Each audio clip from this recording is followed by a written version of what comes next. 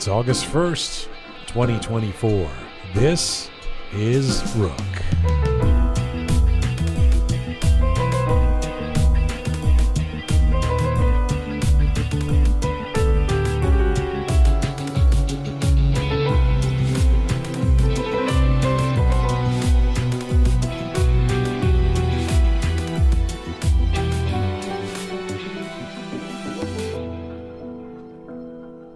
Hi there, welcome to episode 333 of Rook. I'm Alijan Gomeshi. Hello to you from Toronto, hello to you from Canada. Salam Dustan Aziz. Durud Bashama. Hope you're doing well wherever you are tuning in from around the world. Hello, Pega. Hello. Smart Pega. Hi.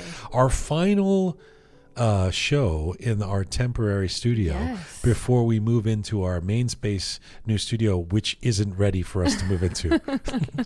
So we really have no plan. It's partially ready. It's a room. It looks fantastic already. It has nothing in it. Yeah. We have no idea where we're basically recording this show. But you know, we loved you while we had you. Temporary cozy studio little space here. Big announcement. Yes. That's the headline for this show. Can't Big wait. Announcement. Actually, I didn't put it in the title of this show yet. Big announcement. I think we should put it in the title of the show. Big Absolutely. announcement. Big announcement. We're going to make a big announcement in a few moments. So that's part of our agenda for this show. Also, a feature interview with Sama Ghorbani, who will be joining me in just a little bit, from California, a woman who's lived in a few different places since leaving Iran about a decade ago. This is somebody who she was studying to become an architect. Maybe she was an architect in Iran, and then decided fitness, nutrition, that's my thing. Becomes so good at it that she becomes a major trainer with some major American companies, and then starts this thing. You know how a lot of people think, well, I'll start an app and I'll just teach things on the app and it'll be a success. And nobody becomes successful, except Sama Ghorbani, who set up something called Nutrifitopia. We're not getting paid to promote her app, but it has such a fabulous name that I've practiced so many times that I'd have to just say it. Nutrifitopia. I had to read that a couple of times. I was like, Nutrifitopia. It's way too long. The first thing I'm going to fucking say is your name is too long. Nutrifitopia. Like, pick Nutritopia, Fitopia. Nutrifitopia. First of all, how are they not getting sued by Fruitopia? Right? Doesn't it sound similar? Nutrifitopia. Maybe that's the attraction. Maybe people join the app I'm sure because they were like, oh, I like this drink. And then they find out it's actually for fitness. A fitness app, and then they get hooked into the fitness. Yeah. And then it probably tells you not to drink Fruitopia. Definitely. Oh, she's great. She's really good. She's, physical fitness, nutrition, wellness, but and she's like anti-cardio.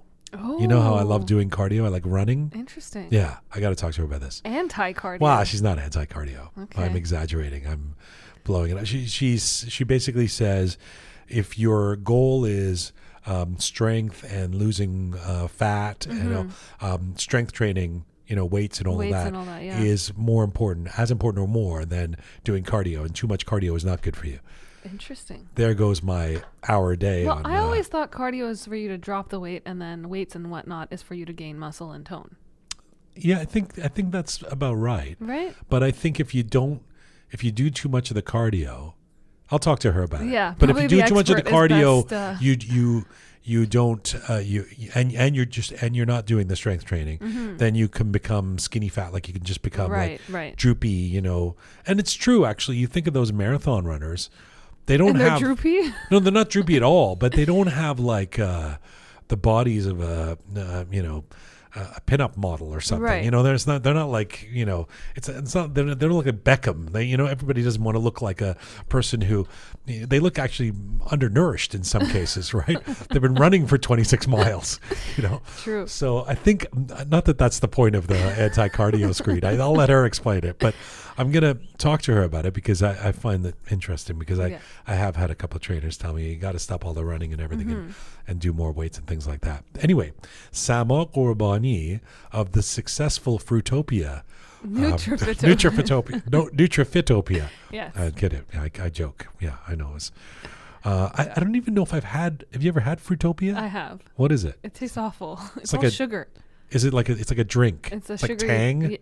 Yeah, kind of. Like It's a not- powder? No, No. it's like a drink, like Oh, okay. the same way as like a Gatorade, So it's but just a not. sugar drink. Yeah, it's just a sugar drink. Oh, it's Gatorade. No, it's like it looks like Gatorade because it's colored, like it's got a color. Is it supposed to be healthy? No, not at all. It's 'Cause it's just got like, fruit in it's the like title. a juice, Right. basically. Fruit and Utopia. Yeah. No one will forget Nutrifitopia That's now. right. See, I've done her a service Exactly. despite making fun of the name. Sama Ghorbani, and then it's kind of a big show. We've got a couple of different guests as well as the roundup.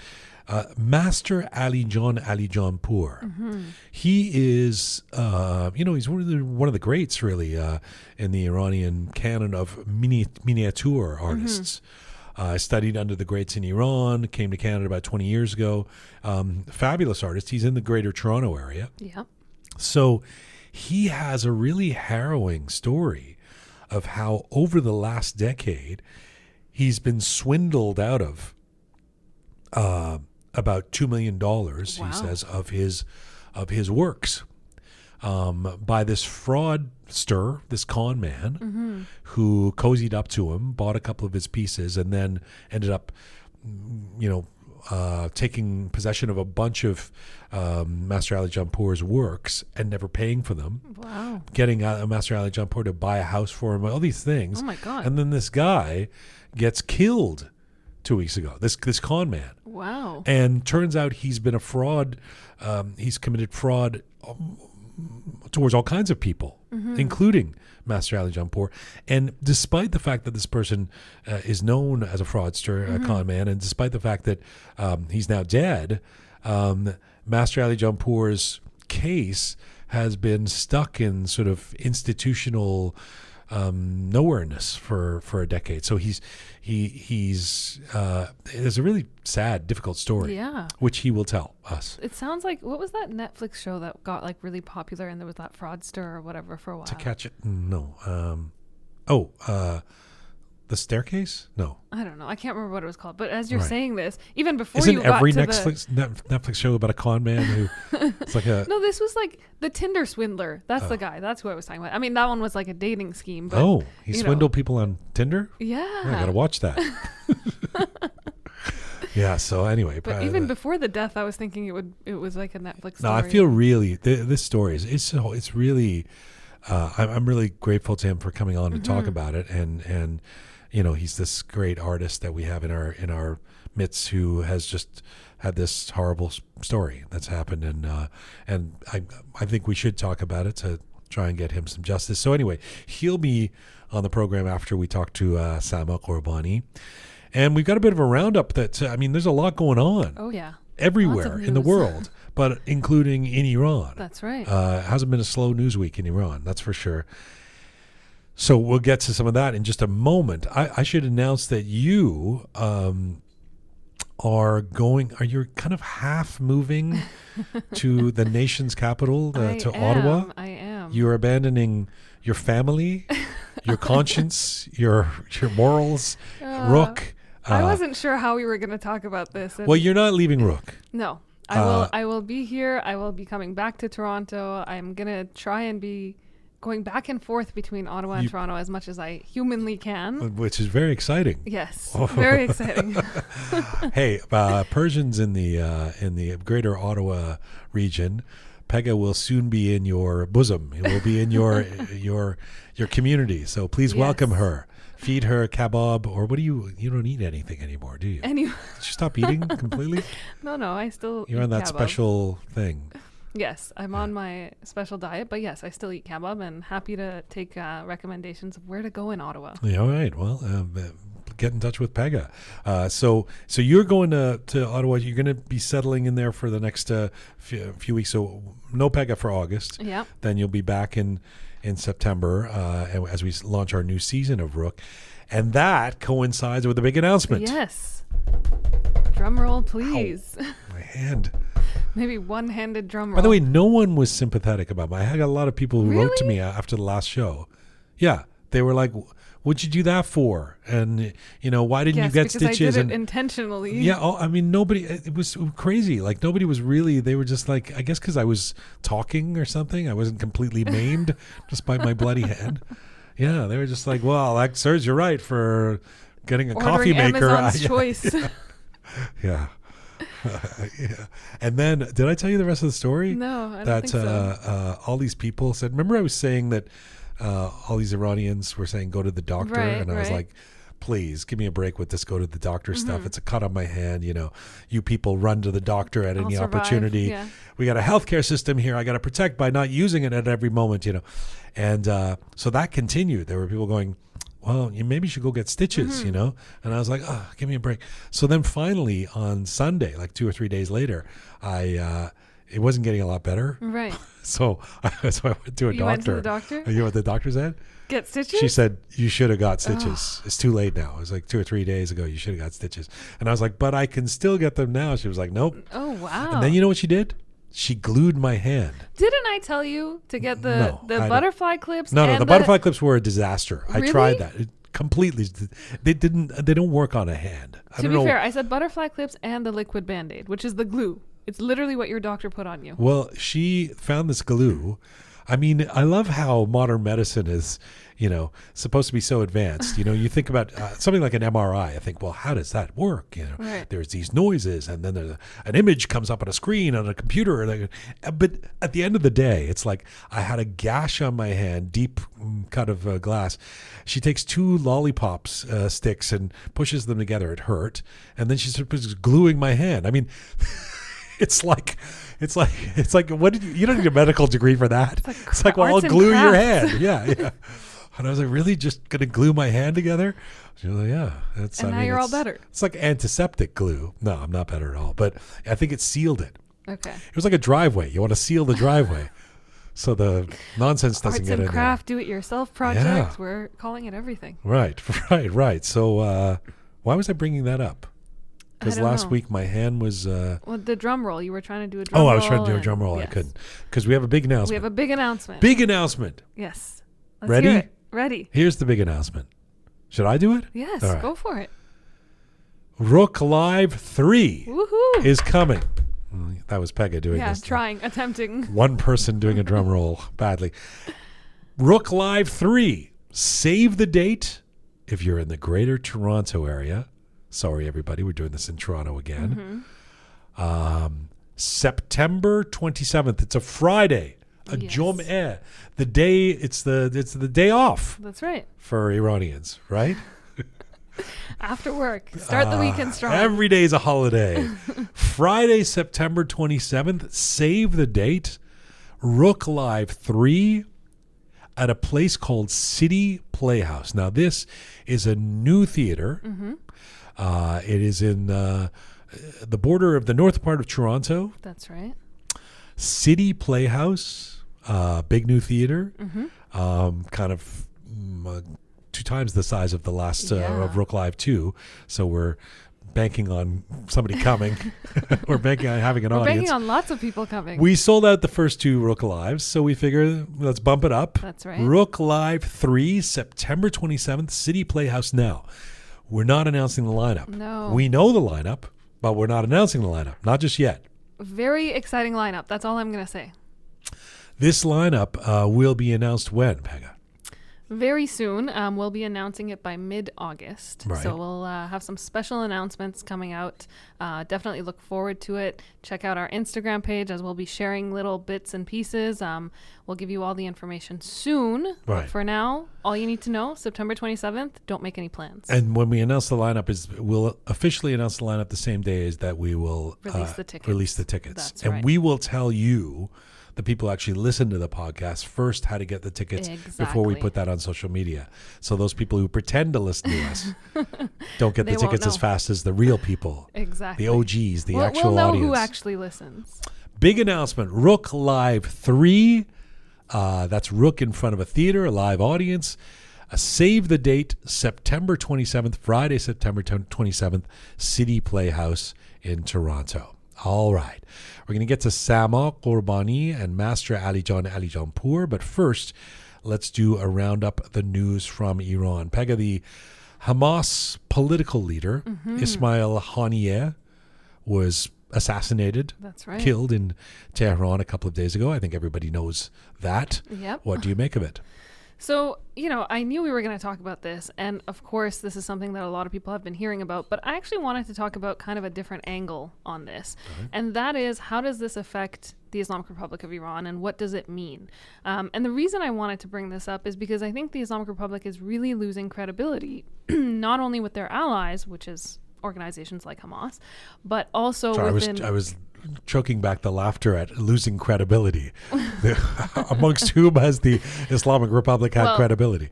And this is the thing. I'm referring to organizations like Hamas because now we've seen that the Islamic Republic can't even take care of someone like Ismail Haniyeh, who was in Tehran. So if I were someone who was up high in Hamas, I would have questions. I would turn around to the Islamic Republic and kind of say, where the fuck do you get off saying we're going to be your allies and we're going to support you and we're going to back you and all of these things when you can't even keep a leader safe in your own country? Right. And I think what we're starting to see is that there are deepening vulnerabilities within the Islamic Republic security apparatus. We're seeing it with situations like the killing of Ismail Haniyeh. We're seeing it with, as much as we joke around with it, with the attempted assassination of Ahmadinejad. We're seeing it with, Khamenei looking up at the skies in fear of drones at the funeral processions and all of these things. So that's what I really wanted to point out and talk about, the fact that it's not so much just the killing of Ismail Haniyeh, but also what does that mean? And are we sure? I mean, there's a lot of speculation on this, right? We don't know all the details, and likely we will never find out all the details, right? Unless somebody claims to have done it and then explains exactly whether it's a person, a nation state, a group, whatever, it explains how they did it. But now there's a word that there was a bomb that had been planted actually quite some time ago, that this was all a plan, et cetera. Are we ruling out? One of the speculation that I saw was that Iran was in on it, that the Islamic Republic, this was like it's like when they killed people in the helicopter or something. Right. Is that are we ruling that out? Honestly, I wouldn't rule anything out. Like you said, this is a developing story. We're still trying to figure out the bits and pieces of it, and fortunately or unfortunately, I don't know, but we'll probably never know the real truth. But no, I wouldn't rule anything out. I think the only thing that's certain is that this is now going to plunge the region into even more chaos than it already is in. Right. Can I'll take a different angle as well. And that is that more about the reaction to this, what I'm seeing than the action, because I can't speak to, I really don't know what happened, right? To me, this episode, one of the things that it does, again, is it underscores the hypocrisy, for me, of those who claim to be anti-Islamic Republic regime, but are somehow also pro-Hamas, like mourning the death of its leader here. You can't be both. Right. You can't be both. Stop it. Stop pretending that you can. I mean, it is understandable and surely defensible as a position to be aghast at the killing of innocent civilians in Gaza during the war or the conflict or whatever you want to call it for the last few months. It is understandable to have compassion for the people caught in the middle of this conflict who are paying a price. It is understandable to care about and want and peace and decent living conditions and rights for Palestinians. But if you are pro-Hamas, you've lost me. This is a terrorist organization that is a proxy for the terrorist regime in power in the Islamic Republic. And to pretend that you can disconnect those things and be anti-Islamic Republic regime, but somehow mourning the death of this Hamas leader, it makes no sense to me. It couldn't be more obvious. The comments from Islamic Republic Supreme Leader Khamenei, right, who said, "You killed our dear guest in our house, and you've paved the way for your harsh punishment." They're all mourning. They're creating a parade for the guy, whatever. This notion, this idea that, and I've been talking about it since the beginning, as you know. Right. My line has been, support the Palestinians, worry about the Palestinians, demonstrate for the Palestinians, but don't make that a pro-Hamas demonstration. And the lines keep getting more and more blurred to the point where in Times Square yesterday or whatever it was, whenever this happened, there's a demonstration of mourning for the fucking leader of Hamas. Yeah. So one of the funny things about this is that I am not in the practice of attacking or making glib comments about someone who has just been killed. And it occurs to me that that's because, to a certain extent, I've grown up in privilege in London, in England, and then in Canada and in New York. And I haven't been someone who grew up in the Middle East and where death is seen more often, assassinations, horrible atrocities, create the conditions where people, it's embedded in the consciousness, and people, I think correctly or rightly, have more visceral reactions to these things. So for example, we have seen a lot of humor and jokes and glib comments and sarcastic memes and funny cartoons about this guy being assassinated, which is I don't want to say it's uncomfortable for me, but it's like, wow, surprising. Wow, within right away we can make jokes about, friends of mine saying, oh, my mom in Shiraz was making jokes about, everybody's has a laugh. And again, I think that's understandable when you've been in the middle of the thing, right? To kind of have a visceral emotional reaction like that. But nor do I believe in mourning the death of someone who, in other words, if I'm not comfortable with making jokes about it, necessarily, or celebrating it, I get the reasons why some people are, but I'm also not comfortable with mourning the death of somebody or claiming he was advocating for a peaceful settlement, this person who was going to be responsible for the peace. Really? No. Really, this is what it's come to? You cannot be anti-Islamic Republic regime and pro-Hamas. They are tied together.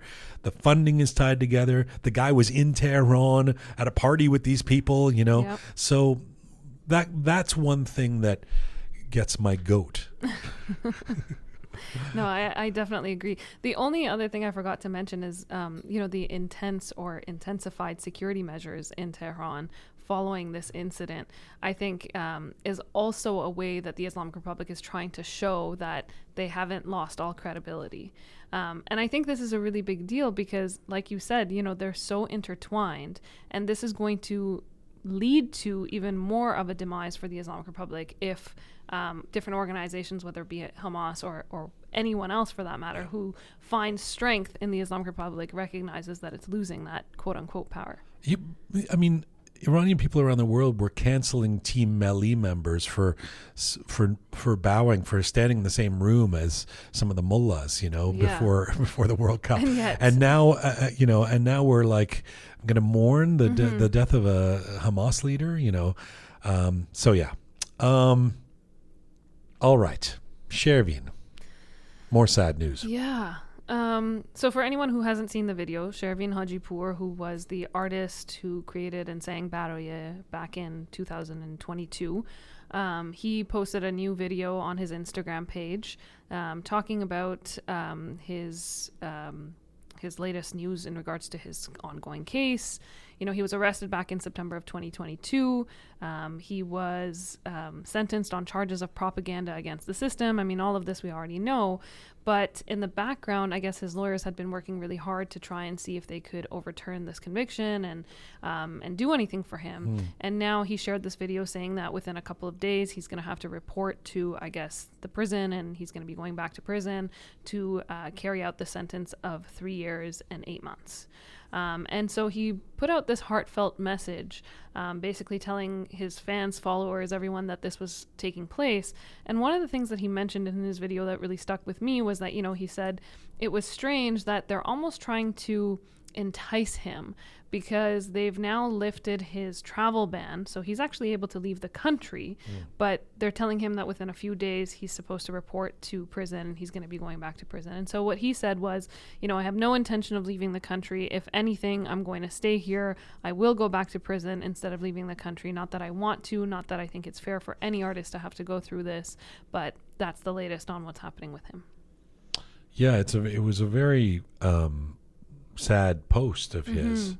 I'm not sure about the music in the background and stuff. I'm not sure why he did that, but it was kind of amping it up and you didn't need to amp it up. It's already amped up, emotional enough. I felt a bit bad.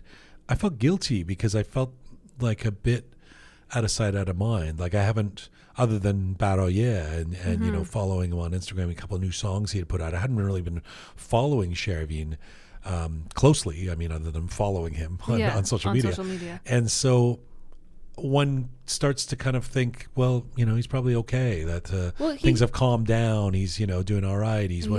And so when he posted this, it was like, oh, of course, he's not out of the woods. He's got to deal with all this shit, right? I mean, he did mention that for the past 2 years, he's literally been silenced because he couldn't put out any music. He couldn't, really be in the public eye, I guess. He was kind of laying low because of what had happened, and I guess because of his ongoing trials and court cases and whatnot. But yeah, you're right. I mean, then you have, in contrast, situations like Tumaj. Where we hear a lot about him. Yes, of course. Regularly.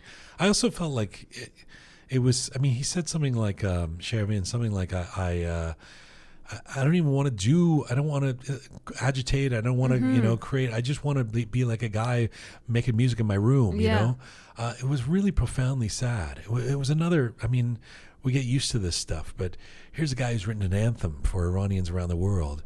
He just wants to make music, and he looked defeated this time. He did look particularly sad. Very much so. So there's a chance that this won't happen, or what? I mean, I think there's, I'll speak for myself. I always like to hold out at least a little bit of hope, because we've seen that these things sometimes take time and there's back and forth, and, things change on a dime with the Islamic Republic. So as much as there is hope that things might change for the better, there's also this fear that they might change for the worse as well. So who knows? We'll see, and I'm sure we'll get more details. All right, another uplifting roundup from Pega Kenji. My apologies. This is what you people in Ottawa have to look forward to if you hang out with Pega. She'll bring you all kinds of positive news. Yeah. All right. Thanks, Pega. Thank you. Let's get to our first guest. And my first guest today is an Iranian-American fitness professional and nutrition coach, social media sensation based in Los Angeles. She has over a decade of experience. Sama Ghorbani has become a well-known figure for sharing educational and motivational content on her popular Instagram account, Nutrifitopia. In 2020, Sama launched the Nutrifitopia app, an innovative online platform that offers personalized workout plans, nutrition coaching, educational courses, fitness products. Nutrifitopia has empowered thousands of clients from diverse backgrounds to improve their health and well-being. And she's currently pursuing certification in women's health and fitness. And Sama aims to support women through pregnancy, menopause, and PCOS. She has worked around the world, including in cities such as Tehran, Vienna, Houston, Boston, and Basel in Switzerland. And right now, Sama Ghorbani joins me from Los Angeles today. Hello. Hi, Janjan.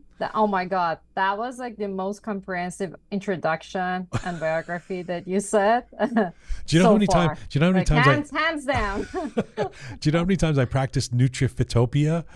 Oh my God. I also have a meme. You know that episode from Friends that they were trying to say that word, and then at the end that it just like came out completely wrong, but you did great. Well, I get it that it's the conjunction of three words. I'm guessing nutrition, fitness, and utopia. But It feels like it should only be two of those. Like if you were to go with Nutritopia or Fitopia, but the Nutrifitopia, I mean, you're really pushing the envelope. Absolutely. I mean, I had so many thoughts of changing the name, but I was like, this is everything that I want. And the whole philosophy behind of what I'm doing and what I'm trying to achieve. So I was like, no, I'm not going to change that. But I hear you. People have so many difficulties pronouncing it correctly. First of all, thank you for coming on the program, and congratulations. I know you've just had a new arrival in your family. I know it because you've been very public. You were pregnant through a lot of your training and your coaching and your posts on Instagram, and then you had a little one, I think, at the end of June. Yes. Yes, correct. Thank you so much. Well, it's an amazing time for you, and partly because it seems like everything you do or everything you've been doing. I'm going to ask you about the power of the positive mindset later, but it seems like you're achieving the kind of success that you have been striving for. Why did you? Let me ask you first about Nutrifitopia, and then we'll go backwards and talk about your life. Why did you start this venture, this Nutrifitopia? Great question. I mean, it wasn't initially in purpose because it just happened during COVID as I was furloughed and I was just sitting home, pretty much doing nothing. And I was like, this is so boring. I can't just sit around like not doing anything. So I started doing some content in Farsi on my Instagram page, which originally I started this page in 2017. But that was like mainly for my English clients because I used to work at the gym in Boston back in the day. And I didn't want it to get it to the point that my personal followers, my family, my relatives, and friends get too bored of like the content that they're not interested in. So I decided to open up my Nutrifitopia page. But fast forward 2020, when COVID happened, that's when I started doing things in Farsi. Everything from there, it was just mainly in English. And then month over month, it was just growing rapidly. I was getting so much great feedback from my, current followers, and I was also gaining followers because I was active pretty much 7 days a week, like with live workouts, live educational sessions, content. I was just too busy with my platform. But then when I went back to the gym, things were very different than pre-COVID. So I started to quit the gym and my previous job, even though I saw my whole career going through that realm, which was like a corporate style type of, Right. growth. And I mainly started focusing on my own business, and it's just grew from there. First of all, I don't know your age, but I'm guessing you have to be pretty young because to you, back in the day is 2017. It's just like back in the day, I like for me, back in the day is the 90s. Not 2017. It's like 6 years ago isn't back in the day. But anyway, that's a Yeah, measure that to was your my, short. my childhood. Actually, I That's right, was born clearly. in on Um, 1990, so but I turned 34 recently. Oh, okay. All right. Well, I know that, I mean, COVID definitely displaced a lot of people in particular professions. And certainly when it came to training, I have a cousin who's who's a trainer at a club like yourself, or has been the way you have been. And she completely, I mean, it was decimated for those first few months of COVID. Nobody was going to gyms. What does a person do? She couldn't even see, she moved online for a while. So I get all of that. So many people, I feel like, have the idea to start an app and to attract people to it. And this is going to be my business. I'm going to shoot things, and then everybody's going to come look at me and pay for sessions and pay for subscriptions, etc. It doesn't usually work that way. Very few of them are successful. Yours is successful. You must have a sense of the alchemy of what it is about what you do that attracts people to not just to participate, but to want to subscribe, to want to pay for sessions, etc. First of all, thank you for calling me out successful. I really appreciate that. But what I had it in my mind wasn't something that it just like happened in one day. I've been in the fitness industry for almost 15 years. So I got into this realm pretty young.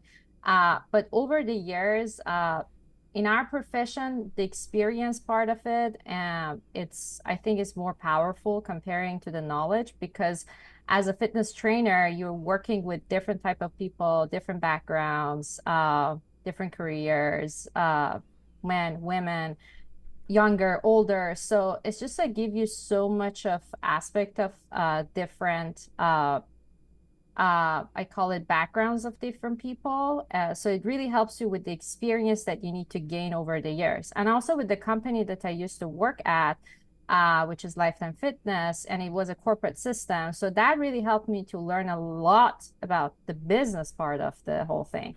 So putting the experience and what I've learned over the years, so that really helped me and made me confident to start my own business. And with the positive feedback that I was getting already in 2020, I was like, you know what? Let's give it a shot. And you can always fail and you can always go back. There is always so much room. I mean, I could have been hired at different companies. Even when I moved to LA, I signed up for Equinox. I started working out there. I had a session with, I mean, coincidentally, it just happened to be with their personal training manager. And at the end of our session, I was like, Sama, are you interested to start working here? I was like, no, thank you. I'm all set. So, there's always like so much opportunity. And especially after COVID, there's so many gyms that they're desperate of hiring experienced trainers. So I already knew that I have that as plan B if anything goes wrong and not the way that I want it. But gladly things started just growing, and I kept like expanding my offerings.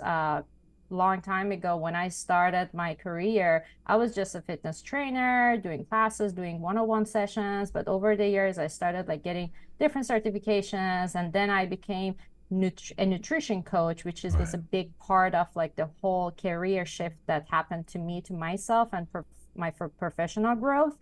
And putting everything together, and then with my pregnancy, I got a certification as a pre and postnatal, and also along with menopause. So now focusing a lot more on fitness for women's fitness and nutrition.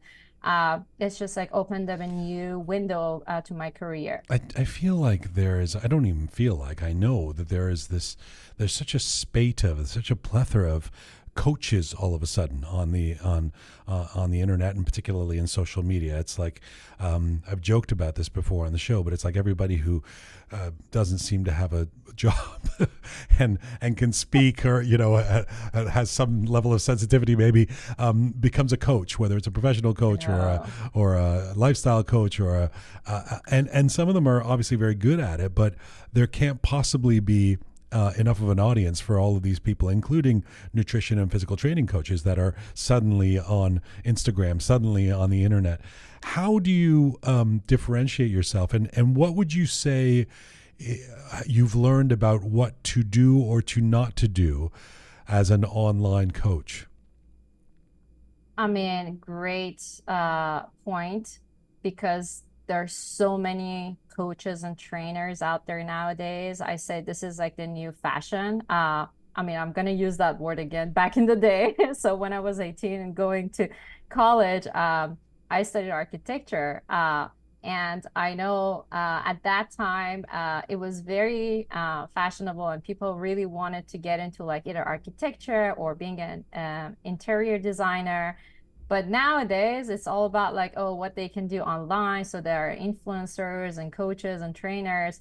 And sometimes it's very easy, getting an online certification and just like telling yourself and calling out that I'm a trainer and I have this certification. They just made it so easy.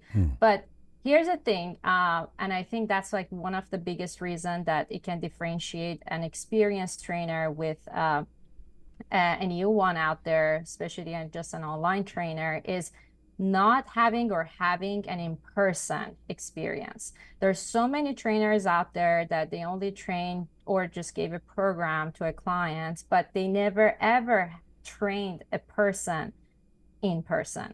So I think that's like one of the biggest difference that you can tell from the get-go, and the years of experience that they have. So, like you see they just have a certification, they're fresh, and they're very motivated to start on their career, but they only had like 10 clients. So that's the other thing, that over the years that you gain more experience working with different types of clients, that really help the person, the trainer or the coach, to just become better in what they're doing. I mean, of course, certification and their education matters, but it's just a combination of these two and just, being up to date. What would you never do at Nutrifitopia? Cookie cutter programs. That's a no because, whoever knows me, they know I'm here for a long run, and I teach every single of my clients to understand the whole philosophy of changing their lifestyle, nutrition wise and fitness wise, and just having a cookie cutter program. Okay, let's do this for 2 months and you're gonna have like this before and after picture. Never happens at Nutrifitopia. I have this thing on my page and for my clients that once a month I pick a client as a highlight of Nutrifitopia for that month among all my clients. And none of them, they've been picked because they've been working with me for 2 or 3 months or 1 month. Never. I think the shortest amount of time that somebody can really change their lifestyle is a minimum of 6 months to 1 year, but preferably over 2 years. So if you do something that you're doing today or this week, and you consider it as like a proper way of eating, healthy eating, and working out, and if you can do that for at least 2 years, I can consider that as part of your lifestyle, and it can kind of guarantee that you're going to do this for the rest of your life. I go to the gym every day. I try to stay healthy. I've had trainers before. Whenever I have a trainer say, I'm going to start on a program, but it's going to be for a year. I'm going to work with you for. Part of me thinks, well, yeah, you're just looking for me to sign on for business for a year. Can't you just show me the basics for 6 sessions and then I take it from there? How do you respond to that? Well, I mean, Sama as an younger trainer, I would have said, okay, let's just start from there. Let's see how things are going. Sama right here, who's sitting in front of you, with years of experience, I'm gonna be straightforward and very direct from the get-go and be like, if you really wanted to see result, if you really wanted to change something that you will be happy from the money that you invested, the time that you invested, you have to change your mindset from in the first place. Nothing is going to happen. I mean, if you eat a salad for one day, it doesn't mean that you're going to lose weight. And if you go to the gym for a month or two and learning the basics, it's not going to change your body. I mean, of course, something is always, always better than nothing. If you have one salad a week, it's definitely better than no salad a week. Or if you go to the gym for 1 month, it's definitely better than never. But in terms of results or changing habits and lifestyle, that's definitely not enough time. What if somebody says, well, yeah, but it's expensive. It's a luxury. It's for rich people to have a trainer, to have a... That is true. Like, I know, I mean, personal training, it's not a cheap service. Like when I used to work at the gym, and that's like, what, 4 years ago, I used to charge $150. Back in the day? Back in the day, yes, exactly. Back in the day, 4 years ago. Yeah. So I used to charge $150 per hour. So if I wanted to train somebody, yeah, that's like 4 years ago. I can't afford it. I can't. I forget it. I'm out. If I wanted to train somebody right now, which I don't these days, I would definitely charge like $250 per hour. And imagine if you want to do 4 sessions, that's $1,000 a month. So, and $12,000 a year. Think of, I'm counting that in Juja kebabs. That's at least a week of food at my favorite Persian kebabi. So I don't know. And you also need to have Juja kebab every week because of the protein if you wanted to put on right mass, there you go. Right. So and then supplements, your grocery shop, and of course gym membership, all that stuff. So it's definitely can pile up and be expensive. But personal training can be for a duration. So let's say if you can invest that much of money for a year, and that can be a lot for a lot of people, but you can learn at least the basics for 2 to 3 months. So resistance training and strength training, it's like learning how to drive. So you wanted to start driving, you're going to hire a what is it called?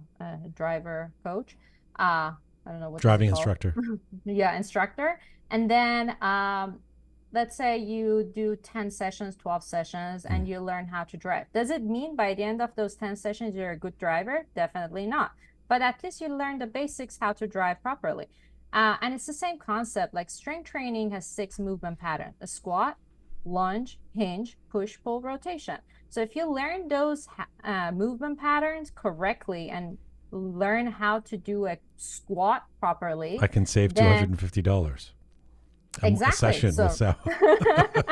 So, and that's what matters the most. So if you're a fast learner, you can definitely learn them within 10 to 12 sessions. And then you can go from there and just getting a program from a trainer. So getting a program, it's way cheaper, and it's only like one payment a month. And I mean, I personally have programs from like $30 a month to $150. And that's something that, you know, pretty much everybody can afford it. So if you can't spend that much of money, you can get more of a generalized program, but it's still like you have guidance and it's a proper program that you're getting from a trainer. But if you wanted something like more personalized and customized to your need and to your specific like limitations if you have, then, you know, definitely will be more expensive. But still, like, it's something, let's say if you wanted to go out for a dinner on a date, you definitely spend like at least like $150, $200. So Not me. I cap it at $40. Let's go home. I'll take the bus. That's why girls are running away. Just kidding. You know, by the way, you talk about strength training, and I think I read in one of your posts from a while ago that you're not so much a fan of cardio. You believe in the strengthening. I'm a runner or somebody. I like, if you let me, I would just go to the gym and just go run on the treadmill or do elliptical or something like that. I like that sort of meditationally, but you say to lose fat and for muscle gain, I shouldn't be doing that, right? So let me rephrase that. I'm definitely not against cardio, and cardio has its own benefits. And what is it? It's improving your cardiovascular conditioning. But it depends on the goal. So if you wanted to run a marathon, you definitely need to run like 3 to 5 times a week if that's your goal. But if your goal is weight loss or body recomposition, you want to gain some muscle, lose some body fat, which majority of the people, or the reason that they go to the gym when they start working out is basically that. They want to lose weight, look good. And they come to me and they're like, what should I do? Or, you know, I've been running like 3 times a week. I'm like, well, definitely you're doing something wrong, or the proportion of what you're doing is not correct. So if you enjoy running and your goal is weight loss, I recommend to do 3 times a week strength training and maybe once or twice running. So that would be a good proportion that you can actually increase your muscle mass and also prevent injuries. And that's the other thing. Look at like all these runners. Right. They all have like knee injuries, back injuries.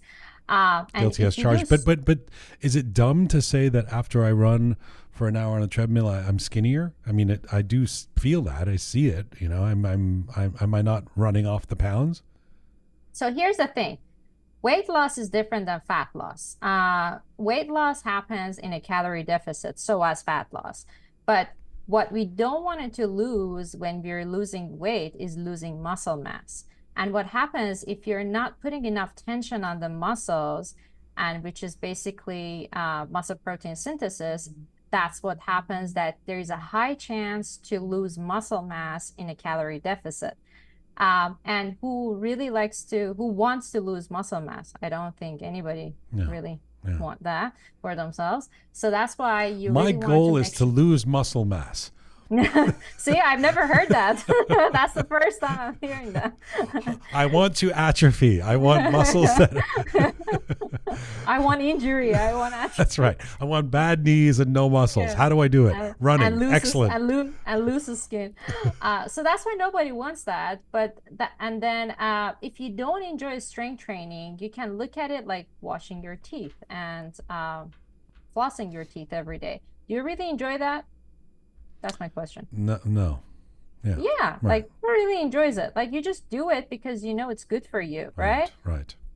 So this is my answer to the people that they say like, oh my God, I hate going to the gym. I don't enjoy like lifting weights. I'm like, if you change your perspective, it gets easier. It's like, taking care of your teeth because you don't want to go to the dentist once a month Yes. when you're at the age of 30. And it's the same concept. Like as you get older, the necessity of strength training becomes higher. I mean, I'm not going to say again that I'm against cardio. You definitely need cardio for your heart health as well. But with the strength training or proper strength training, you can also somehow improve cardiovascular conditioning. And if you combine 1 or 2 sessions of cardio along with the strength training, that's like a perfect plan. I mean, definitely these two, they're not enough. So I always call it a pyramid, a health pyramid, that the 3 sides of this triangle is 1, strength training, 2, cardiovascular conditioning, and 3, mobility and stretching. So we need our physiology, or our body needs all these 3. With the strength training, the good thing is that you can improve all 3. Definitely the strength portion is the highest, but with cardiovascular conditioning, you're working mainly on your cardiovascular. Definitely you can also improve some strength, same as yoga. So if you're new to any type of like working out, and you start with running, so that's a new tension on your muscles, mainly in your lower body. So you can definitely grow some sort of muscle mass in the beginning, but then you're going to plateau because there is no progression. But in strength training, if you go to the gym and you squat body weight or like 5 pounds in the first month, and then gradually you can increase that, and there is no cap. There is no limit. You can lift like as heavier as you want over the years. Right. Well, the idea is you can run further, faster, more stamina. I mean, those things I enjoy. But I tell you, and I'm being facetious. I know the importance of strength training and all of what you said, although it's a tough debate with the cardio debate. I know it is a bit of a debate because runners like to extol the virtues of running and what I don't want to do is look like what's the Persian word, gulach? Like I don't want to I don't want to just be this like huge guy that couldn't run across the room, know, but has big muscles. That's also not healthy, John. Seriously, like, I see a lot of bodybuilders that they can barely walk up their stairs. That is not healthy. So, and that's the other thing, the philosophy behind Nutrifitopia, that I wanted to have people as healthy as possible and become the best version of themselves. But that includes the proportion of different things that you're doing. So then, think about like you do strength training, you do cardio, you do yoga once or twice a week, and then you don't pay attention to your nutrition and you eat whatever. So that's still not a comprehensive plan that you should be doing. And sometimes this can be all overwhelming, and I get it. Like you're like, oh my God, like, I have to take, get my 8 to 10,000 steps, drink 2 liters of water, do 3 times a week strength training, cardio, and then, all that stuff, eat my protein. So that's why like coaching comes into the place, because when you work with a coach or when you work with a trainer, they will help you to implement those habits and learn those new habits one at a time. So it doesn't feel overwhelming, and it doesn't put too much of a stress on the person who is planning to change their lifestyle. Because what happens if you don't take those steps correctly, you're going to feel overwhelmed and you're going to quit. And the quicker you quit, the further you are from where you want to be. When we talk about the 2 steps back, the financial costs of exercise or training or going to the gym memberships, all of that stuff, it brings to mind the delta or the difference between fitness in Iran and in the West, and say in America. You're Iranian American, so you've had a taste of both, and you've said some interesting things in the past. I'm very interested in this, the way that Iranians in Iran approach exercise and fitness, and the difference, and I see it because my Iranian friends who come here sometimes seem to have a different starting point than people who've grown up in the West. You've talked about how in Iran, those that focus on fitness tend to either be athletes, people who are really, really focused in that area, or those who see it as a luxury, those who do it as a luxury item, but not as a general idea. Can you talk about the difference between that and what is seen as more of a regular lifestyle in terms of exercise and fitness in the West? Great point and great question.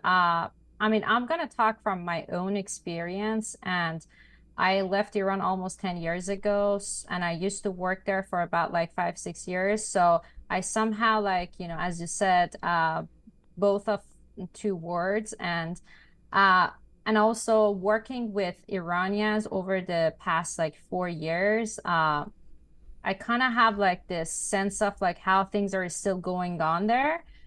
Uh, so here's the thing. Generally speaking, that is correct that it's pretty much still a luxury in Iran if somebody goes to the gym, especially nowadays with like, the prices and the currency rate and all that stuff. I noticed even I had a friend that who came from Iran, and I visited him just 2 weeks ago, and he was also telling me almost the same story that he goes to this luxury club, and majority of the people that they go there, they're pretty wealthy. And it's more just for fun or the aesthetic part of things Mm. rather than here. I notice, I mean, club to club is very different. I had the experience of like going to Equinox for the past year, and I noticed that over there is also somehow like a luxurious part of things rather than It's a nice gym. the health wise. But um, Lifetime, where I used to work out for almost 5 years, that was more of a luxury slash family club. So things were a little bit different in that environment, and with other experiences that I have at some other clubs working there, I can kind of say that here it's more the health concern rather than the aesthetic concern. I mean, again, everybody who doesn't want to look good, Yeah. everybody wants, but the health concern is definitely higher in America. I don't know how it is like in Canada, No, it's the comparing same. to It's Iran. the same. And if I were to say, like, this is obviously a generalization. It is a stereotype. Yeah. It's not doesn't fit the mold for everybody. So don't attack me when I say this. People are going to write in and say you're always being critical of Iranians. But what I notice amongst Iranians, say, if I were to generalize, an Iranian in their 30s wants to be slim, will do that by not eating a lot, whereas that person here in Canada or the United States would be regularly going to the gym, no question. That seems to be the generalization, that if there's a fast track, that if we can do it through plastic surgery or not eating or something like that, anything but going to the gym all the time, which just doesn't seem to be part of the culture. Would that be correct? Yeah. Yeah, somehow, unfortunately, because it's the culture, number one. Once you see that your cousin who did a sleep surgery, your other friend who did like that surgery, and the other one is on that like stupid diet, you're like, okay, so this is it. Like this is the as far as my knowledge goes, right? Or on the other side, like it's about like the general education. I'm talking about women uh, in terms of nutrition and also the importance of the strength training knowledge. They don't teach us anything. And, when it comes to school, it was just like hilarious that there was like one session a week, and you could have even like skipped that session if you write an essay or something. And Why is you that, by get the way? to, It might seem like an obvious question, but why isn't there an emphasis on health and exercise and fitness and all of that in Iran? I mean, number one, I think is because of the way that regime wants. I think that's a big influence of like, they want women just to be, Unhealthy? unhealthy. Not necessarily unhealthy. I mean, like, you know, about education, Mm. about even, their health concern. There's not much. And what happens is that even people are not self-aware to go and educate themselves. But the good point, which I think I noticed over the years through my platform, is that this knowledge is rapidly increasing. I was shocked in 2020 when I started doing live sessions, educational live sessions in Farsi, that how thirsty are Iranian to learn comparing to my American clients, which the education was already there for them, or a lot of them, they already knew the importance of strength training, even, in their 20s, in their 40s. I had like teenagers clients that, their father or their parents, they used to pay $150 for their training sessions. And that really blows my mind that, how uh, they're ahead of the game. And they, imagine that, Iran getting to that point. I think that's going to take at least like 100 years to get where we are right now in United States in terms of health and fitness. Wow. But at the same time, you see that Americans, obesity ranks as #1 in the world. So there is like a huge paradox here, which is crazy. If you go to like far extreme on both sides, we have them both to its best. Right. So I found like the healthiest, the best products in terms of nutrition here in the United States, which I couldn't find in Europe, which people think like, oh, they eat way healthier. But if you want like, good quality or good brands, definitely there is way more variety here in the United States. So I think there are like, good and bads or pros and cons to the whole concept that you're saying. But I look at it from a positive way that it's improving and it's rapidly improving. Speaking of fast tracking, what do you think of weight loss drugs or drugs that can lead to weight loss, like Ozempic? Yeah, it's very common these days. So again, pros and cons. There's so many side effects that can occur to some people, but at the same time, for somebody who is 300 pounds and who has a hard time losing weight and who can't really change their lifestyle, that can be a good start for them to lose good amount of weight so they feel a bit lighter and healthier so they can really change their lifestyle at some point. But I find it very funny that some people that they need to lose like 5 or 10 pounds, or let's say 4 kilos or 5 kilos, they just go and use Ozempic, and they're just too lazy to go to the gym, or they don't want it to put the effort of like, meal prepping and cooking and like, eating healthy. And they just want something, again, cookie cutter, fast resolution to what they need. And they wanted to lose the weight as fast as possible. The downside, I'm a big advocate of muscle mass. So the downside of Ozempic is that, so they've done research on that. And I was on this research review through Bill Campbell, who is like a great physics scientist, that he did like a great in-depth session about this topic.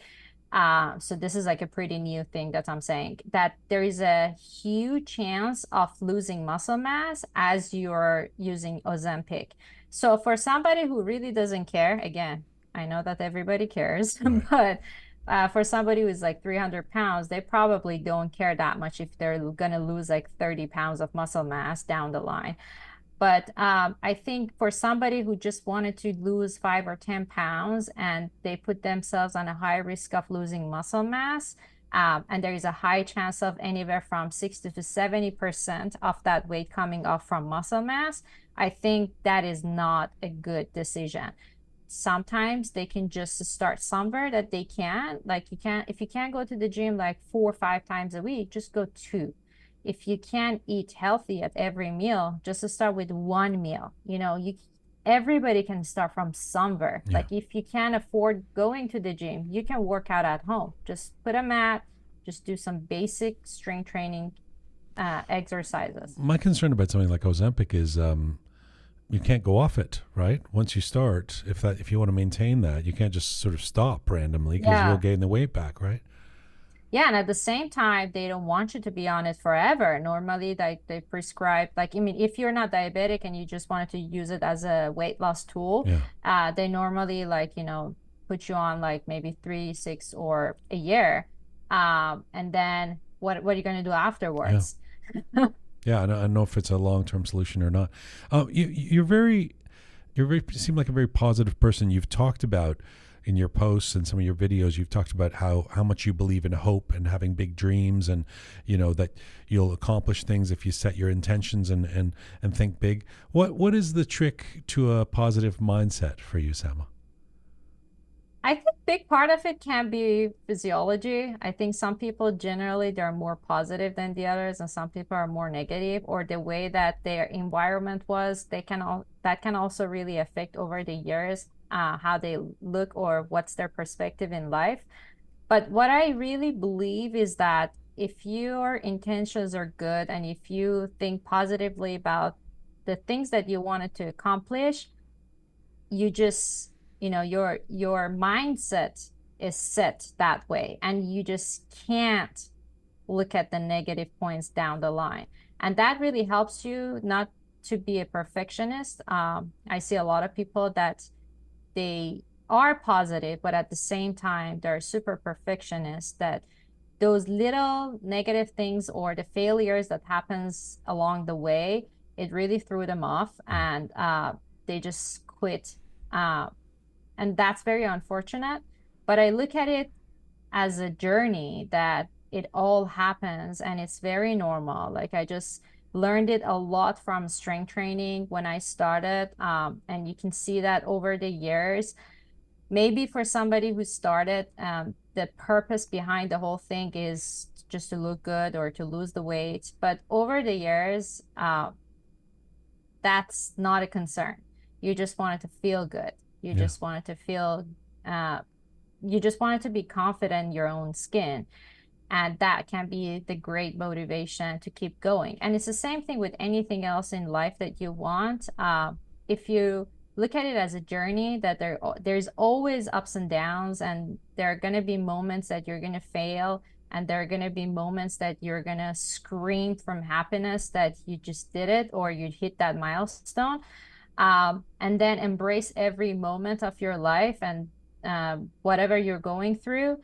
It's funny, I had an injury a couple years ago from an Spartan race, and uh, it was very challenging for me to overcome that because that was the first injury I've ever had. It's so funny because I'm such a conservative person, so I never had an injury before that.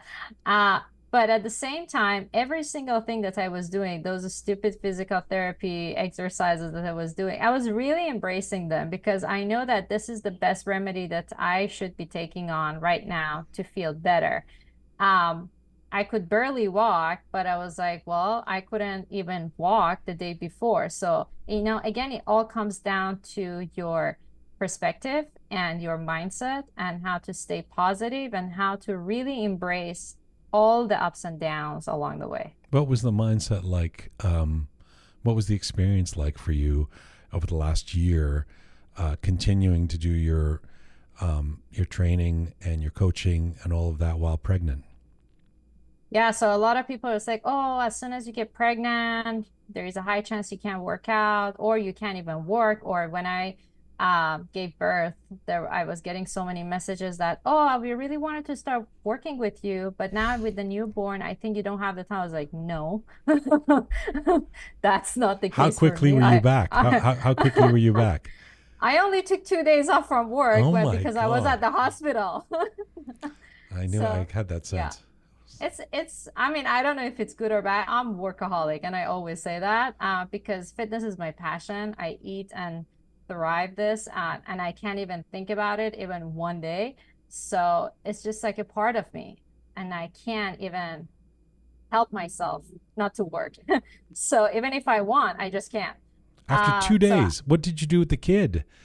Did you know where I your mean, kid is? here's the thing. I did a lot of planning, so people think like, okay, you're crazy, but at the same time, I don't want it to harm myself or harm my baby for sure. Right. So I have so much help, thanks to my mom, to my husband, my in-law. So there's just like, I'm getting the support that I need from my close ones. And it helps me and it allows me to continue what I want to do with my uh, basically my career. And I don't want to have any interruption because they're both important to me.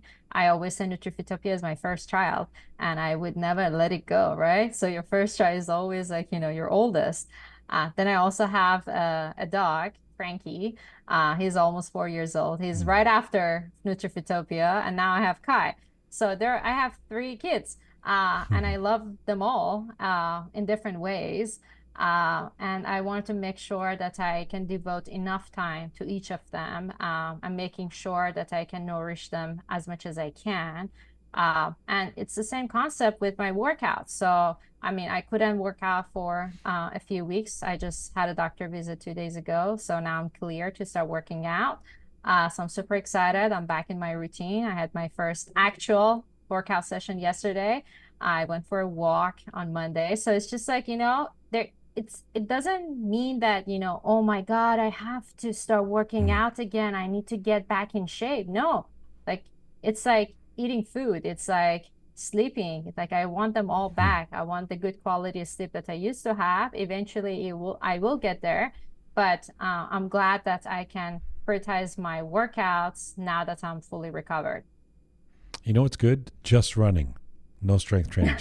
Just running. I recommend it. It's good. Uh, In, in the ideal world for you, yes, but for me, no, it's like a torture. I really appreciate getting to talk to you, and I really appreciate your approach, your mindset. I think I was thinking about you coming into this interview, and I was thinking about how where you're at, and at least the positivity that you exude and the success you've had. And I was thinking about how you talk about the fact that when you were a teenager in Iran, you always had this dream of coming to the United States. You obviously love and respect your Iranian background. You have a platform now that many Iranians around the world, including inside Iran, are following. But it seems like you set an intention and you have followed it. I imagine. I hope you're proud of where you've gotten right now, huh? Yes, I am. I worked really hard to get to the point where I am right now, even though it didn't feel too difficult. But at the same time, I just put my intentions towards what I really wanted to achieve. And I can tell that I'm happy where I am right now. And I really met all the goals that I wanted for myself to this point of my life. So I have this uh, disease called syncope, which is basically you faint and there is a chance that you don't wake up again. It's like fainting, but your heart stops, so you can die. But sometimes you can just come back. So anyway, I was diagnosed when I was 16. So I think that was like a biggest turning point for me in my life, that there can be one day that I have a syncope and I don't get back to life. So I always look at it this way, that if today is the last day of my life, I want it to be to the point that I'm the happiest and to the place that I always wanted to be, so I don't regret anything. So, and I kept that motto in my life since I was 16. And I think I try to manage it pretty much where I want it to be. I mean, definitely you can always grow and you can set new goals for yourself. And, definitely you can go from there. But all the things that I wanted to have in life, I think I have it right now. And I just wanted to embrace it and enjoy it. And Uh, definitely I'll set new goals for myself for future. what's it called? In syncope? Syncope. Syncope. In Farsi, we say syncope. And have you had bouts of it, or you were just diagnosed? Yeah, so basically there is this test called tilt test that they put you on like a straight up vertical bench. And if during that test your heart stops, that's like a positive test. And they just put you through medication so they can control it. And if they can't, they normally put a pacemaker in your heart. So I'm glad that, mine didn't get to the point that it wasn't basically managed with Mm. medication, and I didn't end up having pacemaker. But over the years, as you get older, it's more manageable. So now I have less frequent Right. syncope, You just which have is to do it. good. You have to do a lot of cardio. That's it. Just on I mean, constant. also strength training. No, and that was like one of the reasons that I also got into fitness, because I was like, I wanted to live healthier, and That I see did. how I don't how know far how I can live. I honestly don't know how I missed that part of the story. I don't know if you've talked about it a lot, but that's an Not important much. Yeah, that's an I only important turning mentioned point. it in one interview. Yeah. Yeah. I think it's important to mention that that was clearly a pivot for you. That was a real inspiration for you. And look at you. You've not only succumbed but surmounted. You've taken it to the next level. It's such a pleasure to talk to you. Merci que Omadi Embus. Thank you so much for doing this, and I look forward to the next parts of the journey, and hope to see you in person before too long. Absolutely. Thank you, John, for having me on the show. It was a great pleasure talking to you. And hopefully one day, very soon, I get to meet you in person. Merci, Sama. Thank you for this. Thank you. Thank you. Bye-bye. Bye-bye.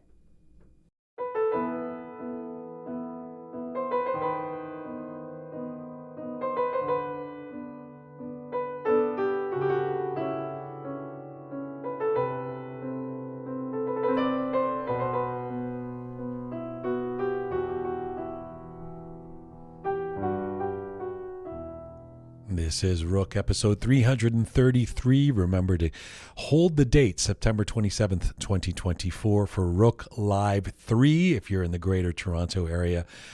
More details to come, including our lineup and when the tickets will be announced. Rook Live 3 at City Playhouse, a big new theater, September 27th. All right, let's get to our next guest. My next guest is an Iranian-Canadian artist known for his mastery in Persian miniature painting. Master Alijanpour's work spans various styles, including realism, surrealism, impressionism, and abstract art. He was born and raised in Feridun Kenar. He was under the supervision of masters like Mahmoud Farshian, and after immigrating to Toronto in 2000, he continued his artistic journey and founded the Irina Art School, where he serves as the principal art master. Recently, Ostad Alijanpour has been in the spotlight due to a harrowing major incident involving the theft of his paintings, which he values at around $2 million in losses. Right now, Master Alijanpour joins me from Toronto. Hello, sir. Salam, hello. How are you?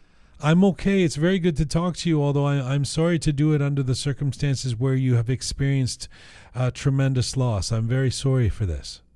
Thank you so much, dear Jean. What can we do? Ostad Alijanpour, this is a very difficult story. We're just going to try and catch up with it in the next 10, 15 minutes, and I hope you'll come back and do a proper full interview later. But just to give us a sense of what's happening and why this story has been in the news. So you have been stuck in court, as I understand it, trying to get your property or your money back. Let's start with who is, or perhaps I should say, who was Arash Misaqi? سال 2014 من گالریم در پلازای ایرانیان بود که یک خانومی به من مراجعه کرد به نام مرجان. گفتن که شما استاد علیجانپور هستین؟ گفتم بفرمایید. گفت من یکی از دوستان مادرش فوت کرد، میخوام عکسش بدیم شما بکشید. گفتم که باش. بعد گفتم که چه قیمتی میخواین که این عکس کشیده بشه، چون از $2,000 $3,000 شروع میشه میره بالا. گفتش که پس اجازه بدین خودش من بردارم بیارم. گفتم باش. یه هفته بعد دیدم یه آقای آورد و یه کلاه و یه عینک و خلاصه یه ساینی برای خودش درست کرده بود و که نشون بده که من یه آدم خیلی مهمیم. کاری نداره. بعد اومد با من صحبت کرد و گفتش که اصلا قیمت برای من مسئله نیست. من بهترین تابلو رو برای مادرم میخوام. گفتم باش. گفتم که از $10,000 شروع میشه میره بالا، ممکن تا $50,000 بشه، چون ممکنه تابلو 6 ماه طول بکشه. اصلا برای من مهم نیست. اصلا مهم نیست. من دلم میخواد یک چیزی از مادرم داشته باشم که تابلو برای موزه باشه. گفتم باش. خلاصه من 3 ماه رو این تابلو کار کردم و بعد از 3 ماه یه بیونی هم به من داده بود به یانه پیش پرداخت. 3 ماه بعد تابلو آماده شد، زنگ زدم و بعد اومد گالری. به محض که تابلو رو دید، من دیدم یه دفعه زد تو سرش و نشست کف گالری گریه کرد. من البته خود تعجب کردم، ولی خب شاید تحت تاثیر قرار گرفت. کاری نداره. اومد برگشت من گفتش که این تابلوهای چیه اینجا؟ گفتم که تابلوهای یونایتد کاپل پروژه منه و میخوام نمایشگاه بذارم و احتمال داره بدم به موزه. گفت که همه اینا مال من میخوام. گفتم که چطور؟ گفت که شما آرتیست خیلی قوی هستی، من میخوام برای شما یک موزه درست کنم. یه لحظه استاد، اون اولین کار که کردی واسش، اون توی اخبار گفتن که اون $50,000 به شما داد واسه، یعنی he sort of gained your trust by doing that. اعتمادش داشتی چون که he did that, right? You sort of thought. و از اون وقت یعنی in that moment شما هیچی ندیدی که مثلا فکر کنی this is a fraud artist, this is a con man و این چیزها؟ دقیقا نمیدونستم، برای این که آرتیست واقعی در یک دنیای پاک و تمیز زندگی میکنه. چون یک آرتیست واقعی برای مردم سمبوله، برای مردم یک شخصیت ریل، آن ریل نیست. خب منم اینجوری هستم دیگه. بعد ایشون اومد این تابلوی که گرفت، پولش که داد، اون تابلوی یونایتد کاپل هم گرفت، پول اونم داد. بعد به من بهش گفتم هر کدوم از تابلو $6,000 پولشه $6,000. ولی چون همه رو شما میخوای به صورت نقد بدی، من به تخفیف میدم، میشه اینقدر. گفت باش. اینم گرفت. من دیدم اینقدر این میاد با من آنست برخورد میکنه و سفارش میده و کارهای منو میگیره. بعد از 2 سال که با من، یعنی چون هر روز که با هم در ارتباط نبودیم، که اون زمانی که کار چیزی میخواست ارتباط داشتیم، اینقدر اعتماد منو ژیان جان جلب کرد که وقتی که به من میگفت تو برادر منی، واقعا این احساس میکردم که برادر من. تا اینکه سال 2017 اومد گفتش که من یک خونه ای دارم که وامشو ما دادیم، ولی الان میخوایم اینو به اسم کسی دیگه ای بکنیم، نمیتونیم. تو مثل برادر منی و من به تو اطمینان اعتماد دارم. این خونه رو به نام شما میگیرم، 3 ماه دیگه میکنن به اسم شرکت. جالب اینجاست که تابلوهایی که از من خرید و تابلوهایی که سفارش داد نبرد، تو گالری من بود.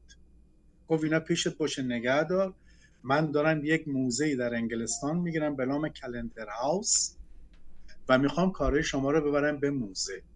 حتی تو روزنامه هم گزارش داد که همچین چیزی نوشته. ژیان جان، من چون 3 سالم بود مادرم از دست دادم و این تابلو هم که میبینید بالا سر من، این تابلو مادر تو موزه هنرهای معاصر ایرانه. این عکسشه. من بزرگترین قسمم تو زندگی مادرم. یعنی وقتی که میگم به ارواح خانم تاج، یعنی همه حرفای من درست. من دقیقاً دارم چیزی رو بیان میکنم که اتفاق افتاد. ایشون آمد و گفتم آخه چه جوری؟ گفت هیچ کاری تو نداشته باش، تو فقط اسمت بیاد تو این خونه من بگیرم، همه کارا رو خودم میکنم. گفتم باش، من قبول کردم. ایشون خونه رو به نام ما گرفتن و در همین اثنا تابلوم سفارش میدادن. به محضی که خونهش به نام من گرفت، من احساس کردم چه کاش 2 تا باونس میشه، 3 تا بر میگرده. اون وقتی که اومده بود گفت که تمام این تابلوها رو من میخوام، در این وقت داده بودی شما به این آقاه؟ نه هنوز ندادی. تو گالری من بود. نه هنوز نه. و این که الان میگن که حالا we'll get to the fact that این کشته شده اینا، ولی که میگن که این چند نفر گفتن این fraud, he committed fraud in common، اون وقتا که هیچ این حرفا رو نمیشنید، یعنی نمیدونستی؟ نه اصلا نمیدونستم. حالا بهت میگم که چه اتفاقی افتاد بعدش. من نمیدونستم.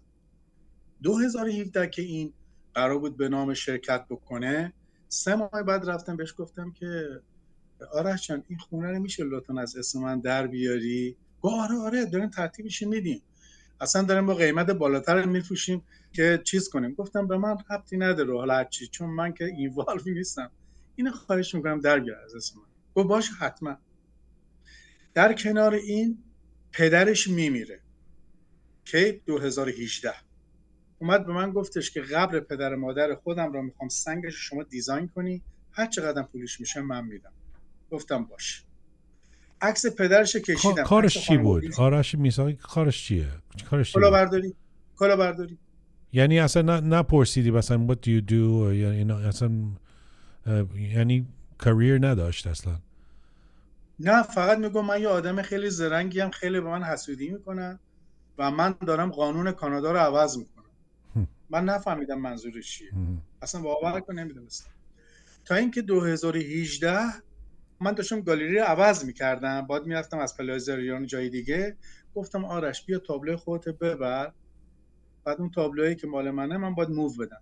گفت نه، من همه تابلوات میخوام، پولشم بهت میدم و هفته آیندهم چکشو به شما میدم، $700,000 $800,000 هر چقدر که بشه پولشو به شما میدم. گفتم آخه این تابلو فروشی نیست، مال موزه است، میخوام بدم برای موزه. گفت حالا شما چی کار داری؟ من این کارو میکنم دیگه. بعد این گذشت و تابلوها رو اومد گرفت برد، گفت که جابجا که شدی من تابلوت بر میگردونم تا اون کلندر هاوس دارن تعمیر میکنه که من وردانم ببرم، پولشم به شما میدم. گفتم باشه. در همین اثنا که ما درگیر اون خونه بودیم که گفتیم اینه به اسم ما در بیار، خواهش میکنم از دوستان فلان کن، از این طرف هم گفتیم آقا این تابلوهای منو برگردون، هی میگفت امروز فردا. من دیدم یه روزنامه چاپ شد به نام آتش. نگاه کردم دیدم نوشته آرش میساقی بزرگترین کلاهبردار و یه خانم هم مثل این که باش کار میکرد، نمیدونم فرار کرده بود، نمیدونم اسمش چی بود، یه خانم وکیل بود باش کار میکرد. من رفتم تو دفترش گفتم آقا این چیزا چیه راجع به شما دارن میگن؟ گفت نه به من حسودی میکنن، من آدم واردیم، من $400,000,000 ثروت دارم، اینا نمیتونن ببینن. گفتم که پس شما یه لطفی بکن، یکی اینکه خونه رو از اسم من در بیار لطفا، خیلی سریع، لطفا تابلو رو برگردون. برگشت گفت که نه تابلو رو که نمیتونم برگردونم. گفتم چرا نمیتونه برگردونه؟ تابلو رو باید برگردون. گفتش که آخه من دارم میفروشم خونه که پولشو بدم. گفتم اصلا ربطی به تابلو من نداره. همین موقع در همین اثنا که قبل از این اتفاق بیفته، یه روز دیدم خانم شما تو گالری من گریه و زاری به نام خانم لیلا علیزاده، مخصوصا اسمش میبرم چون ایشون هم شریک جرمه در این قضیه، کاری نداره. گفت استاد آرش میساقی رو گرفتن، خواهش میکنم شما بیا شریکیش بشو که این هم خونه رو از اسم تو در بیاره هم پول تابلوها رو بده. گفتم باشه. آقا رو آوردیم بیرون. اولین کاری که کرد رفت یه خونه گرفت به امضای من تقلبی به اسم من، خیلی جالبه.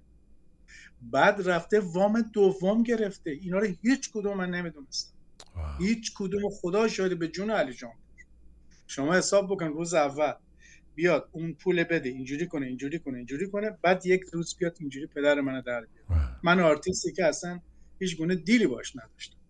رفتم شکایت کردم، رفتم اداره پلیس 2018. این روزنامه رو دیدم ترسیدم دیگه، گفتم خیلی خطرناک شده.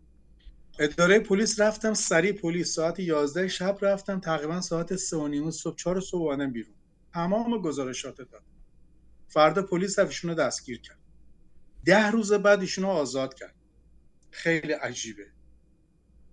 بعد من رفتم وکیل گرفتم و شکایت کردم اینا. پلیس برگشت گفتش که ما به سوژه نزدیک شدیم، یعنی تابلوها رو، یعنی تابلو رو ما پیدا کردیم که کجاست بریم بگیریم. اوکی. جیان فرداش به وکیل من ایمیل زده که من استعفا دادم. استعفای چی دادی آقایی که پلیس هستی؟ استعفای چی دادی؟ هیچ. از هیچ چیزی من زیاد خبری نداشتم که این چیکار کرد با اسم من و چه بلایی سر من آورد. اون خونه که روز اول به اسم من گرفت، بعد رفت وام دوم گرفت، هیچ کدومش من در جریان نبودم. حتی من رفتم تو دادگاه، گفتم اگه شما یک امضا پیدا کردین که من 1 سنت در این دست داشتم گرفتم، من سرمو میزنم زیر گیوتین. 1 سنت رو نشون بده که خود دادگاه قبول کرد. تا اینکه 2021 بود من متوجه شدم که جاجمنت دارم. جاجمنت چیه؟ این دیگه چیه؟ رفتیم با وکیل سراغش، اینا دیدیم بله آقا وام دوم گرفته، $1,150,000 رو همین خونه بدون که من خبر داشته باشم. خب واقعا این کشور جیان جان کی مقصره؟ نه واقعا کی مقصر آخه؟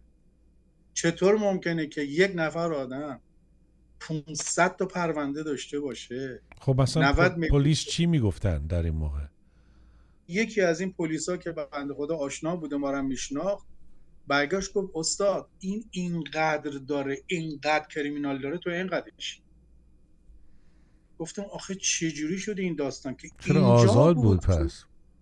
همین من داره میگم اینجا بود که من فهمیدم که اون روز که گریه کرد مادرش دید، من نمیدونستم، یکی از این دوستانی که میدونست مادرش سر همین آرش میثاقی سکته کرد. وقتی که پلیس گفتن ما اون تابلوها رو پیدا کردیم، میدونیم بله. کجا هستن، یعنی این آقا این میثاقی تابلوها رو نفروشت. چی کار میخواست با اینا؟ چی میخواست بکنه با این تابلوها؟ به من گفت که میخوام ببرم توی موزه تو ایتالیا، کلندر هاست اونجا موزه درست کنم. و یک جایی هم به من نشون داد، من برد اونجا، گفت تابلوات میاد اینجا. یه گاف صندوق خیلی بزرگی بود، گفت تابلوات اینجا میام نگهداری خب میکنم. درسته فهمیدم، ولی واقعا چی کار میخواست بکنه؟ فکر کنم من فکر کنم این میخواست از طریق من به این کلاهبرداری‌های وام برسه. 3 میلیون دلاری که کلاهبرداری کرد، یعنی اومده منو به اصطلاح چی میگن، اعتماد منو، تراست منو جلب کرد. بعد دید که خب من یه آدم ساده ام، نشستم گوشه دارم کار میکنم، کاری به کار کسی ندارم. این گفت بهترین کارش اینه که اینو بیارم اینجوری استفاده کنم، بیام از اسمش یه خونه بخرم، بعد روی خونه بیام برم به جای اینکه $1,300,000 خونه بدهکار باشه، بیام برم اینقدر مثلا ازش پول بگیرم. و شما فکر میکنی از اون همون اول که 2014 که اون $50,000 هم داد به شما اینا، از همون اول اون این پلن داشت؟ این در حقیقت وقتی که من همه چیز رو متوجه شدم، دیدم این دقیقاً نقشه داشته استپ بای استپ بیاد جلو که بتونه به اصطلاح چجوری بگم اعتماد منو جلب بکنه. یعنی یک جوری خودش به من نزدیک کرد که من احساس کنم ایشون برادر من. یعنی اینجوری احساس کردم. بعد وقتی که به اون نتیجه، به اون به اصطلاح چیز خاصش که رسید، گفت بهترین کارش اینه که من بیام این تابلو اینو یه جوری به گروگان بگیرم که بهش بگم من پولت بهت میدم، هفته آینده مثلا $700,000 آماده هست، چون من گفتم نمیفروشم، این تابلو مال موزه است. برای همینه که من سو کردم بالای $1,000,000 پول این تابلوهای منه. اینجا بود که من متوجه شدم که ایشون اومده برای اینکه منو به اصطلاح چنگال خودش بگیره، نگه داره، اومده تابلوهای من رو به عنوانی که من میخوام بخرم و بگیرم نگه داره که اون خونه که رفته ازش وام گرفته رو انجام بده. و یه چیزی که خیلی جالبه جیان، در سال 2020 من دیدم وکیلم به من پیغام داده که شما با آرش میثاقی در ارتباطی؟ گفتم نه. گفت یه وامی $260,000 گرفته شده به نام شما. گفتم نه. وکیل گرفتیم رفتیم سراغش، دیدیم بله یک شخصی به نام فرد یک ایشون کار انجام داده. من ایشون شکایت کردم کجا؟ به لا سوسایتی. گفتن که ما پیگیری میکنیم. بعد از 2 ماه نامه نوشتن که اسم شما اشتباه تایپ شده و شما بدهی ندارید.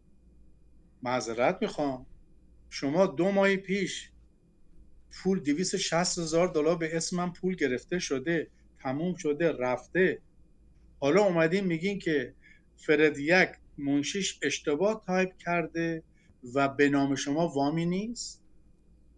شما ببینید چه خبره. So in these last 3-4 سال گذشته اخیر تماس داشتی با این آرش میثاقی؟ من از سال 2019 که من شکایت کردم هیچ گونه ارتباطی نداشتم، تا اینکه یک روز از من خواست که بیاد با وکیل من صحبت کنه.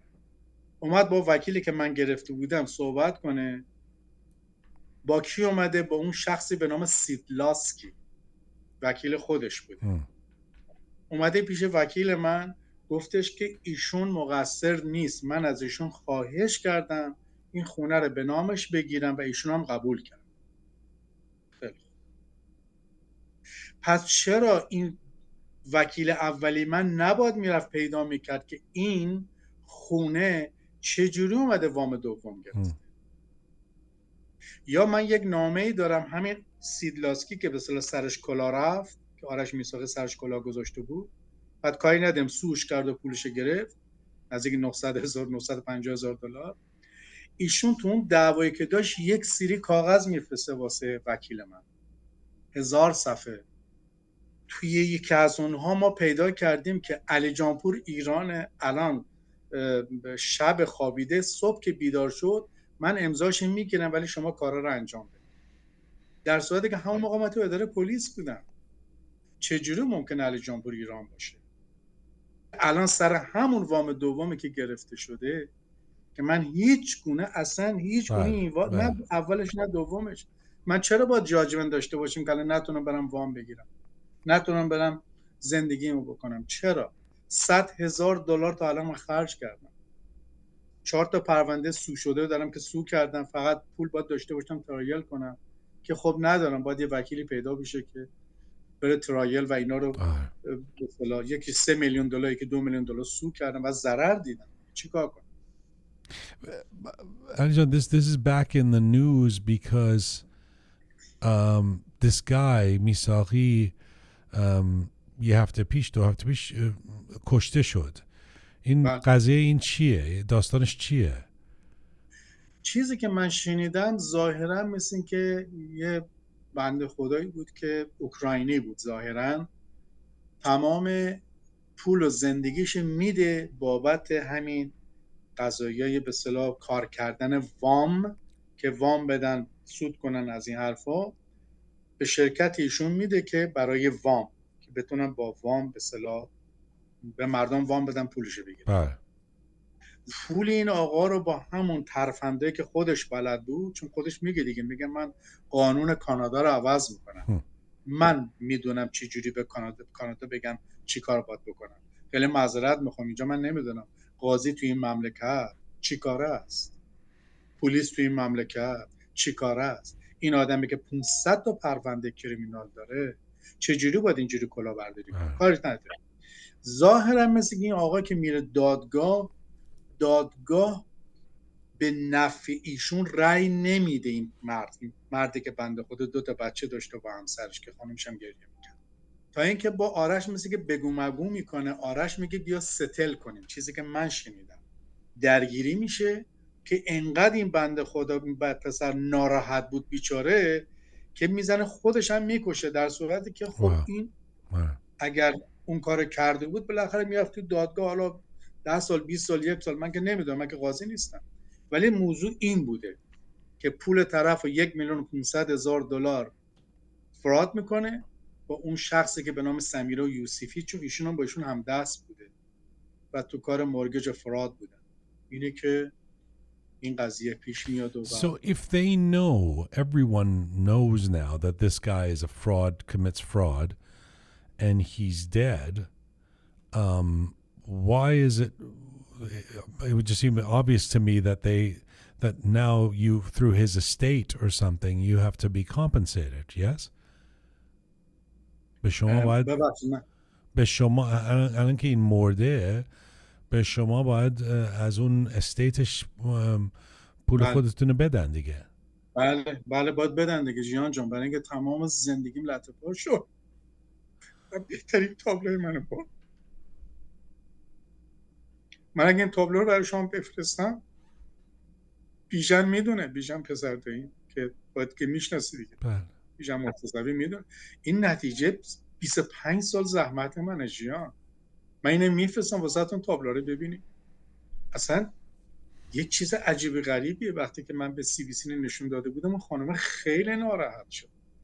بنده خدا برگشت گفت بابا آخه چرا این کار؟ گفتم من نمیدونم، اینا مریضن. آخه من اگه دیلی داشته باشم جیان جان میگم خیلی آخه من دیل داشتم، من خونه ربطی نداره، من یه آرتیستم، شما اومدی تابلو منو بردی. خب من میگم آقا تابلو منو برگردون یا پولشو به من بده. تابلو مال موزه است، 25 سال زحمت منه. در نتیجه جیان جان باید اینوستیگیت کنن بدن، باید من واقعا ادعای خسارت باید بکنم برای من تمام کارتام خالی شده، پول وکیل دادم و من که چای نفت که ندارم جیان جان. Yeah. I mean, the story isn't over. I can only hope this is a case of institutional inaction at every level. They're not, like you say, the police, the courts, that no one is serving you the way they should. And the story is not over yet. But if you were to say, اگر میتونستی بگی که نمیدونم اینطوری بگم یا نه، چی شما یاد گرفتی از این، از خدا، از دنیا، از چی از این قصه، از این چی شما what do you make of it, what have you learned from it، چی میتونی بگی شما؟ من تنها چیزی که میتونم به عنوان یک آرتیست بین‌المللی بگم، چون من یه آرتیست بین‌المللی ام، من لوکال نیستم. نوشته شده که من جزء 5 مینیاتوریست مطرح هستم. استاد فرشیان راجع من خیلی صحبت. من تنها چیزی که میتونم بگم اینه که آقای قمیشی عزیز، من و شما بر مبنای یک قانونی که در مدنیت وجود داره زندگی میکنیم. یعنی من به عنوان یک آرتیست وظیفه دارم به قانون احترام بذارم و قانونم به من احترام بذاره و از من محافظت بکنه. و من هم دارم به حال به جامعه دارم سرویس میدم. من سال 2000 اومدم تا الان 4800 تا استودنت تو گالری من اومدن رفتن. الان 40 تا استودنت دارم. چرا؟ چون وظیفه‌مه که به جامعه خدمت بکنم. خیلی این قضیه که برای من پیش اومده، سوال من اینه، نقش پلیس و نقش قانون اینجا چه هست؟ یعنی از من چه کسی باید محافظت بکنه؟ آقای قمیشی باید از من محافظت کنه یا دادگاه عالیه کانادا یا قاضی؟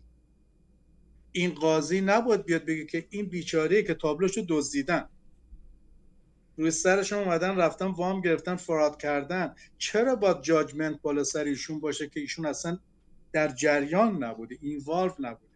اینجا هستش که من به عنوان یک آرتیست این برای من سواله که آیا در این کشور من دارم زندگی میکنم، از من کی باید حفاظت کنه؟ از این مالی که از من دزدیده شده کی باید جواب؟ فهمیدم. شما عصبانی هستی یا ناراحت هستی یا ایموشنالی کجا هستی الان؟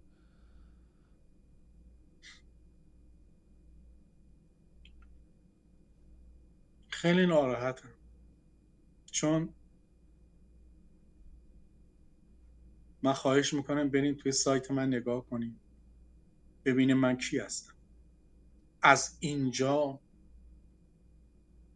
شیخ امارات دعوتم کرد که ما به عنوان یک آرتیست بین‌المللی افتخار ماست که بیایم ورکشاپ داشته باشیم در ابوظبی.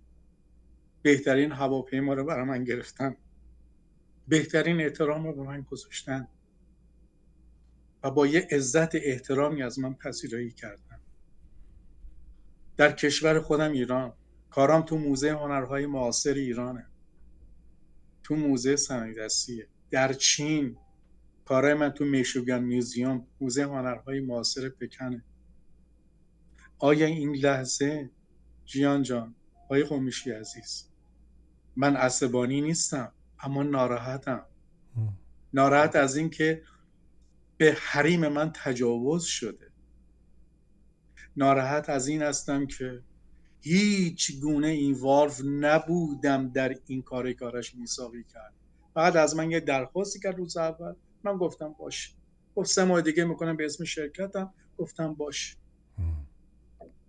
الان احساس من اینه، این زندگی که از من واقعا لطه پار شده، من چرا الان باید نزدیک 2 ساله که نتونم قلم بزنم؟ شما که میدونین جیان جون، یک آرتیست وقتی که با هنرش زندگی میکنه، کار میکنه، آرتش کانسپته، معنا داره، موضوع داره. من 2 سال که طرح رستاخیز رو دست گرفتم به عنوان شالوده آخرین زندگی کارهای من. طرح آماده است، ولی وقتی که میخوام بشینم کانسنتریت ندارم. چرا؟ برای اینکه اذیت شدم، آزار دیدم. اذیتی که اصلا گناهی نکردم. یک دونه فیلم نشون بدم که من تو دفتر وکیل رفتی که میشد داشته با هم گرفتم، منم حضور داشتم. من رفتم تو دادگاه، تمام سندایی که نشون داده بودن تمام امضاها قلابی بود. خود قاضی دادگاه که خانمی بود که واقعا خیلی قاضی خوبی بود، اصلا برگشت گفت دیسمیس. گفت فقط اون قسمتی که اینجایی که خودش گفته من امضا کردم این فقط قبوله. شما ببینید شرکت زده به نام من بدونه که من به 4 تا شرکت زد. چجوری تو 4 تا شرکت زدی؟ Ustad Alijanpour, it's not a pleasant story to tell, and I'm sorry that to make you tell it again today. Thank you for doing this. Thank you for letting us know what your life has been going through in recent years. And I can only hope that the next time we do an interview, it'll be about much more pleasant and happy things. قربونت برم. خداحافظ. خداحافظ عزیز. خداحافظ.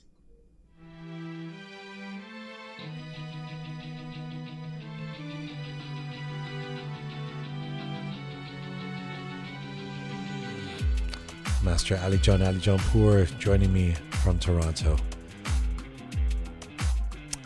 This is full time for Rook for today. Thank you so much for listening. For all things Rook related, you can go to our website, rookmedia.com. Thanks to the amazing team who put this show together week in, week out. Bearded Omid, Talented Anahita, Savvy Rohan, Methodical Kaveh, Smart Pega, and of course, Super Parisa. Thank you to all of you out there for supporting us and sharing our content. Please subscribe if you haven't done so already on any or all of our platforms. Find me on Instagram at Jian Gomeshi as ever. Mizun Bashi.